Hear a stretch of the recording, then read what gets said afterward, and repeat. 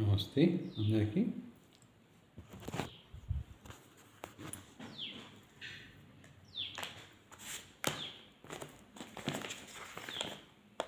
మోహన్ వారి కార్తీక పురాణం 15వ అధ్యాయం. కార్తీక దీపమాలార్పణ మహిమ కర్మనిష్ట చరితం. ఓ జనక మహారాజా, తిరిగి కార్తీక మహాత్యమును చెప్పెదను. భక్తితో వినుము. విన్నవారికి పాపములు నశించును, పుణ్యము కలుగును. కార్తీక మాసమందు హరిముందర నాట్యము చేయువాడు విగత పాపుడై హరిమందిర నివాసియగును. కార్తీక మాసమందు ద్వాదశి నాడు హరికి దీపమాలార్పణ చేయువాడు వైకుంఠమునకు పోయి సుఖించును. కార్తీక మాసమున శుక్లపక్షమందు సాయంకాలమందు హరిని పూజించువాడు స్వర్గాధిపతి అగును. కార్తీక మాసమందు నెల రోజులు నియతముగా విష్ణువాలయమునకు దర్శనార్థము పోవాడు ఒక్కొక్క అడుగునకు ఒక్కొక్క అశ్వమేధ యాగ ఫలమును పొందును, సందేహము లేదు. కార్తీక మాసమందు హరి సన్నిధికి పోయి హరిని దర్శించువాడు విష్ణు సాలోక్య ముక్తిని పొందును. కార్తీక మాసమందు వైష్ణవాలయ దర్శనార్థం వెళ్ళని వాడు రౌరవ నరకమును కాలసూత్ర నరకమును పొందును. కార్తీక శుద్ధ ద్వాదశి హరి బోధిని కనుక ఆ రోజున పూజ చేసిన పుణ్యమునకు అంతము లేదు.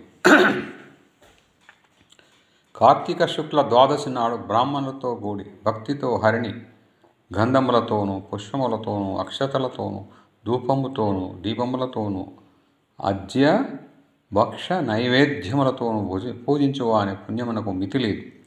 కార్తీక శుద్ధ ద్వాదశి నాడు వైష్ణవాలయ నందు కానీ శివాలయం నందు కానీ లక్షదీపములను వెలిగించి సమర్పించినవాడు విమానమెక్కి దేవబృందము చేత కొనియాడబడుచు విష్ణులోకమునకు చేరి సుఖించును.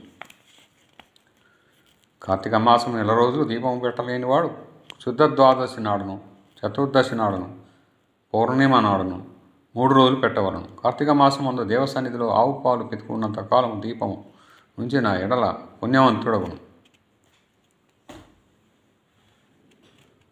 కార్తీక మాసమందు హరి సన్నిధిలో ఉంచిన ఇతరులు పెట్టిన దీపమును బాగు చేసి వెలిగించినవాడు పాపము లేనివాడు అగును. కార్తీక మాసమందు పరులు వెలిగించిన దీపము నశించినంతలో దానిని తిరిగి వెలిగించినవాడు దారుణములైన పాపములను నశింపజేసుకోను. ఈ విషయం మందు ఒక పూర్వ కథ కలదు. విన్నంతనే పాపములు నశించును. సావధానముగా విను. పూర్వమందు సరస్వతి తీరమందు సృష్టి మొదలు పూజా నైవేద్యములు లేక జీర్ణమైన వైష్ణవాలయం ఒకటి కలదు.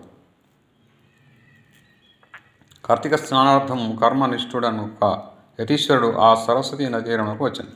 సరస్వతి తీరానికి వచ్చి ఇది ఏకాంతముగా తపస్సుకు అనుకూలంగా ఉన్నదని ఎంచి ఆ జీర్ణాలయం నందు ధూళి నితుడిని తుడిచి జలమును ప్రోక్షించి దగ్గరున్న గ్రామమునకు పోయి నూనె తెచ్చి 12 దీపపాత్రలను తెచ్చి దీపములు వెలిగించి హరికి సమర్పించి యతి తపస్సమాధిలో నుండెను.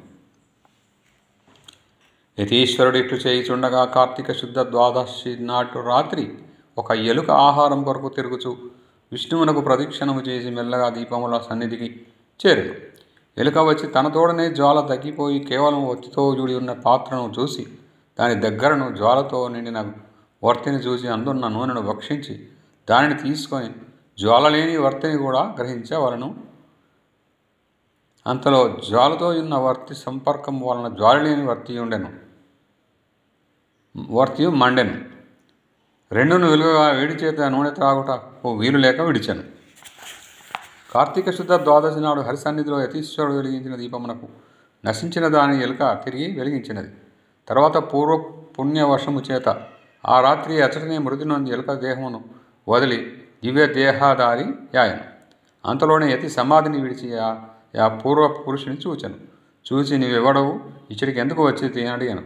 ఆ మాట విని ఉద్భూత పురుషుడు తిరిగి యతితో ఇట్లని, పాపరహిత, నేను ఎలుకను, గడ్డిలో గింజలను భక్షించుదాను, నిత్యము ఈ దేవాలయం నందు ఉండుదాను. ఎలుకనై ఉన్నావు, నాకిప్పుడు దుర్లభమైన మోక్షంకు అమ్మవించినది. ఇది ఏ పుణ్యము చేత కలిగినదో నాకు తెలియదు. పూర్వమందు నేను ఎవడను ఏమి పాపమును చేసి తిని ఏ పాపము చేత ఈ మూషికత్వం నాకు ప్రాప్తించినది? ఈ విషయం అంతయు సర్వజ్ఞులని మీరు చెప్పదగి ఉన్నారు. మీకు నేను దాసుడను, శిష్యుడను, దైవపాత్రుడను. ఆ మాట విని యతి జ్ఞాన నేత్రంతో సర్వమును విచారించి ఉద్భూత పురుషంతో ఇట్లని చెప్పదొడగను. యతి ఇట్లనను, ఓయి నీవు పూర్వమందు బాహ్లిక దేశమందు జైమిని గోత్ర సంజాతుడు, బ్రాహ్మణుడు, నిత్యము కుటుంబ పోషణ పరాయణుడు, బాహ్లికుడను పేరు గల వాడవు. ఆ మాట విని యతి జ్ఞాననేత్రంతో సర్వమును విచారించి ఉద్భూత పురుషంతో ఇట్లని చెప్పదొడగను. యతి ఇట్లను, ఓయి నీవు పూర్వమందు బాహ్లి దేశమందు జమిని గోత్ర సంజాతుడు, బ్రాహ్మణుడు, నిత్యము కుటుంబ పోషణ పరాయణుడు, బాహ్లికుడని పేరు కలవాడు. స్నాన సంధ్యలను విడిచి నిత్యము ఆశతో వ్యవసాయమును చేయించు వివేకము లేక బ్రాహ్మణులను నిందించడివాడు.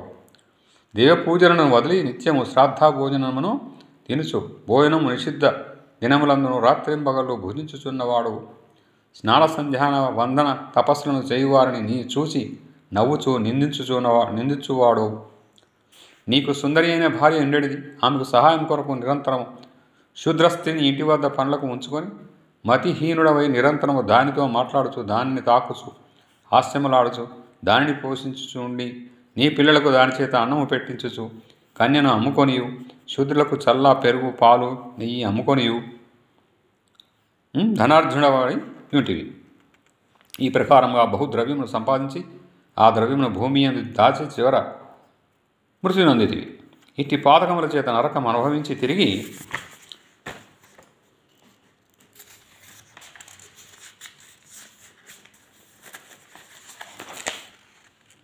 భూమి యందు మూషికముగా జన్మించి ఈ దేవాలయమందుండి దేవద్రవ్యమును హరించుచు దీపపాత్రలోని తైలమును త్రాగుచుంటివి. దైవవశము వలన ఈ దినమందు నా చేత పెట్టబడిన దీపమును నశించిన దానిని నీవు వెలిగించితివి కనుక ఆ పుణ్యము చేత మూషకత్వము పోయి దివ్య రూపము కలిగినది. ఇక హరిభక్తి కలిగి శాశ్వతముగా వైకుంఠమందు ఉందువు. ఈ ప్రకారంగా యతి చెప్పిన మాటను విని ఉద్భూత పురుషుడు యతికి నమస్కరించి ఆజ్ఞ తీసుకొని పాపములను నశింపచేయి సరస్వతీ నదికి పోయి త్రయోదశి, చతుర్దశి, పూర్ణిమ ఈ 3 దినములందు స్నానము చేసి ఆ మహిమ చేత జ్ఞానవంతుడై ప్రతి సంవత్సరము కార్తీక వ్రతమును చేసి తన్మహిమ వలన అంతర్మందు సాయుజ్య ముక్తి పొందెను. కాబట్టి కార్తీక శుద్ధ ద్వాదశి నాడు భగవత్పరాయణుడై స్నానదాన పూజా దీప మాలార్పణాధికమును చేయువాడు నరికి ప్రియుడై పాపముక్తుడై సాయుజ్య పదము పొందును. Thank you yours, thank you subscribers, thank you one and all. Me Jaya Prakash.